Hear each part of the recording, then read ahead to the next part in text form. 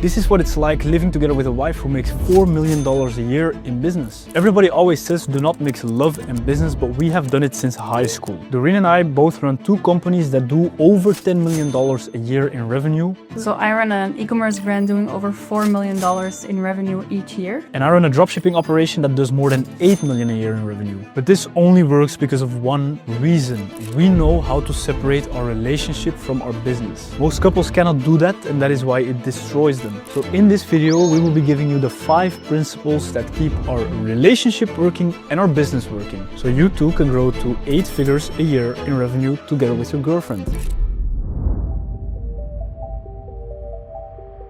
So I think a lot of people think that if a woman earns more or runs her own business, that it creates tension in the relationship, but I think that's not the case at all. You can perfectly have your own lane and do your own thing without it affecting the relationship. When we first got started, we were literally 2 kids in high school. Doreen was actually the first person ever who believed in me when I said that I wanted to build something big. He supported me when I was broke, when it didn't make any sense, and when everybody else thought that I was crazy. She was all in. But the truth is that building together doesn't necessarily mean you have to work together. It is about growing in the same direction, but in our own lanes. One of the biggest reasons we've made business work together for 6 years now is because we do not work together, we work separately. Doreen runs her own brand and I run my own businesses. We both even have our own offices, we have our own separate teams and our own separate goals. During the day we barely even see each other. We're both completely focused on our own one thing. And this is what keeps respect high, because when you see your partner winning on their own terms, it's inspiring. You don't need to micromanage each other, you just support and trust. It's funny because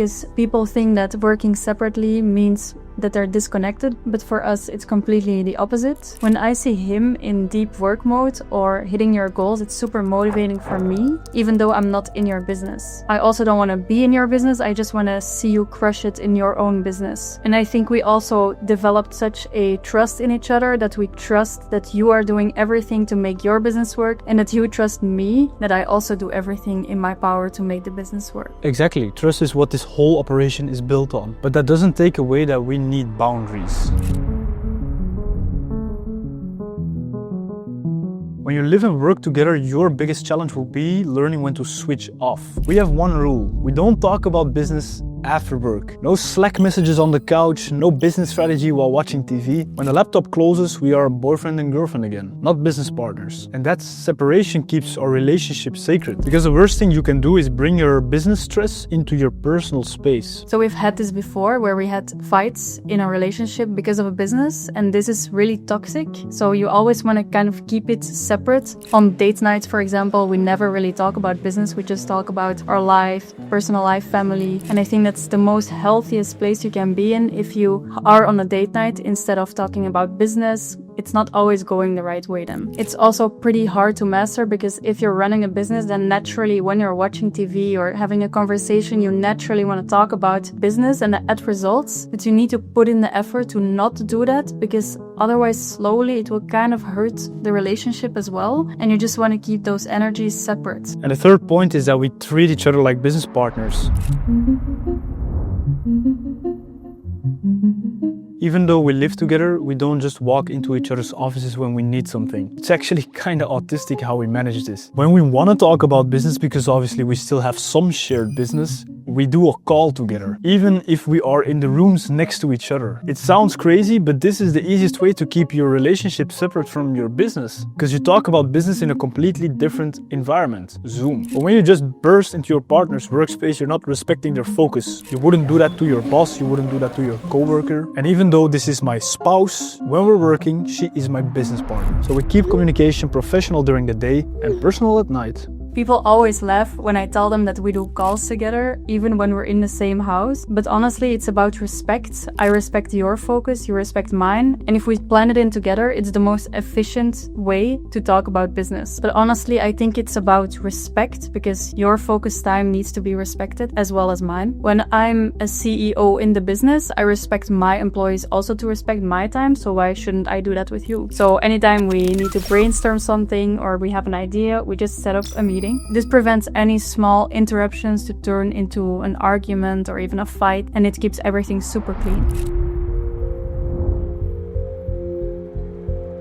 We actually learned all of these principles the hard way. And when I didn't apply them yet, sometimes I would talk with my girlfriend about business in a very direct and very logical and a little bit of an intense way, which can be very good for the business. And that is my communication style as a man who wants to solve a problem. But as a woman, and I'm not going to speak for you, but you can interpret it a little differently than how I mean it. Yeah, for me, if we have a problem, I just first need to sit it out, think about it internally instead of communicating it directly to you. I would first want to come up with a solution myself, but then you want to move fast, and that's just not how I would move, and I think a lot of women also wouldn't move in that way. So it's just about respecting each other's way of reacting to a certain situation. Just know, guys, that if you work together with your wife or girlfriend, think about the way you communicate and don't do it too intensely. And just find a middle ground, I would say. Exactly. Now, the last point is the most beautiful point of running a business together with your spouse, which is you share the money, you share the goals, you share the vision, and you share the wins. As we said in the beginning, we have different goals in our businesses, but our vision is the same. Our life goals are exactly the same. And that makes it easy for us to have a 5-year plan, a 10-year plan, even a 30-year plan. And most single guys running a business can't say that. So one of the biggest benefits is that we can also make a long-term business moves way more easily because we can see how our life would look like personally in 5, 10 or 30 years even. I think even in relationships where you don't have a business together, it's always so important to have the same vision. When you run a business together, naturally we'll kind of match in that. But if you don't have a business together, I would highly suggest also creating a vision for yourself with your spouse that you can both share and work toward. And not only that, but we share the money together. So we shared these super fun experiences, like last week. For my birthday, you booked a 2 Michelin star restaurant, the best in Portugal. It was not that great, but still thank you, of course. We were able to do that because we make our money together. She can splash like crazy and I can splash like crazy. And no one feels dependent on each other. We just share it together. Exactly. So if I buy a new Lamborghini, you can say, I am now going to buy a Bentley. But in general, no one is taking care for each other, which is very, very powerful because then you know we are not together for the money. She makes her money, I make my money. At the end of the day, the money is owned by both of us, but we're not dependent on each other financially. So that makes this the most pure relationship you could ever have. Yes, and I think especially as a woman, it's nice to know that nothing can be used against you. And I highly recommend as a woman to also be in business with your spouse because then you are literally equal. And I highly recommend every woman to start a business with their spouse. Don't be afraid of it. You can definitely do so. And it's the best because you're so equal in the relationship. I would also recommend any couple to start a business together with your spouse, but keep things separate as much as possible. Now, in the beginning, it is impossible because you start from nothing and you have to work on one and the same business model together. But try to just split responsibilities. One person can be responsible for operations, one person can be responsible for marketing, one person can be responsible for making the product pages, the other can be responsible for making the videos in the absolute beginning. And then the more you grow, keep responsibilities separate, and when you need each other, book a professional meeting. It's gonna feel very unnatural, but believe me, this is for the benefit of your relationship, which is worth 1,000,000 times more than any money in the world. You just don't want to fuck it up. Now, if you want more information on how we do it, if you want to ask us questions, you can DM me on Instagram at Samuel_Ecom. You can DM Doreen on Instagram. Yes, CEO Doreen. And if you want to learn how we got rich as fuck from dropshipping, you can check out my free course below. It is a 4-hour full free course on how I run my dropshipping operation to 30K a day. To this day, there's nothing that I don't explain in there and it is completely free.